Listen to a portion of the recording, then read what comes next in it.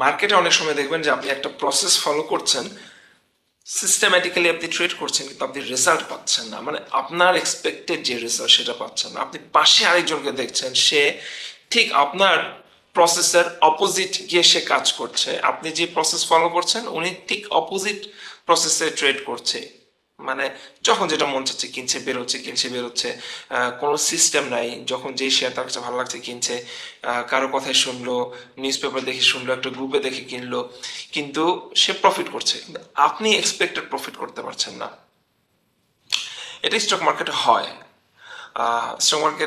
Stock মার্কেটে হয় এবং এটা আপনাকে হতাশ করে ফেলবে যে কি ব্যাপার, আমি একটা সিস্টেম ফলো করছি কিন্তু আমার সিস্টেমে ভালো প্রফিট ধরা দিচ্ছে না, কিন্তু ওই লোক বা এই লোক এরা কোনো সিস্টেম ফলো করছে না, still they are getting good profits out of the market.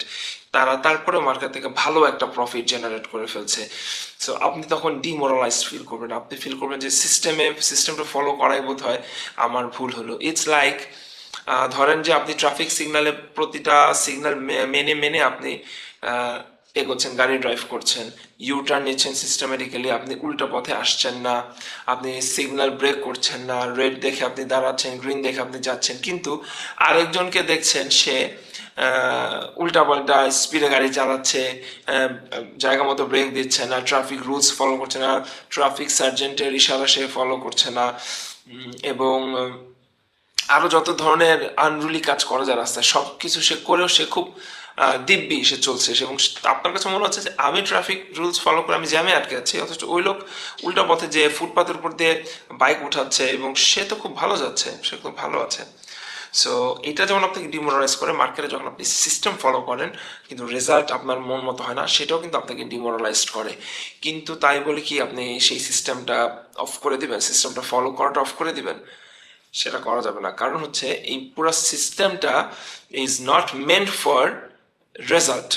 System কিন্তু আপনাকে সবসময় যে রেজাল্ট ওরিয়েন্টেড বা আপনাকে সবসময় সে রেজাল্ট এনে দেবে তা না, কিন্তু সে আপনাকে রেজাল্ট এনে দিবে, এবং সে সবচেয়ে বড় কথা হচ্ছে আপনাকে বিপদ থেকে বাঁচাবে। আপনি যদি একটা সিস্টেম ফলো করেন সে আপনাকে বিপদ থেকে বাঁচাবে। ইন্ডেক্সটা যখন টাপাস করে পড়ে যাবে, তখন যে এলোমেলো স্টক কিনে, যে এলোমেলো স্টক কিনে সে কিন্তু আপনার থেকে বেশি সাফার করবে, অনেক বেশি সাফার করবে, কিন্তু আপনি কিন্তু মনে হচ্ছে যে আপনি প্রফিট করতে পারছেন না, কিন্তু আপনার কিন্তু লসটা অনেক কম হবে, কারণ আপনি ভালো ভালো স্টকের সাথে ছিলেন। ইন্ডেক্স যখন ভালো ছিল আপনি ভালো ভালো স্টকের সাথে ছিলেন, কিন্তু আপনি এক্সপেক্টেড রেজাল্ট পাচ্ছেন না। আপনি টার্গেট করছেন 30 টাকার স্টক 33 টাকায় সেল করবেন, কিন্তু 30 টাকার স্টক আপনার 30, 50, 60 গিয়ে আপনি আর এগোতে পারছেন না, 30, 80 গিয়ে আপনি সেল করে চলে আসছেন। আপনার মনে হচ্ছে আমি তো প্রফিট করতে পারছি না, কিন্তু আরেক ভদ্রলোক 4 টাকার শেয়ার 5 টাকায় সেল করে দিয়ে সে ভালো প্রফিট করে ফেলছে।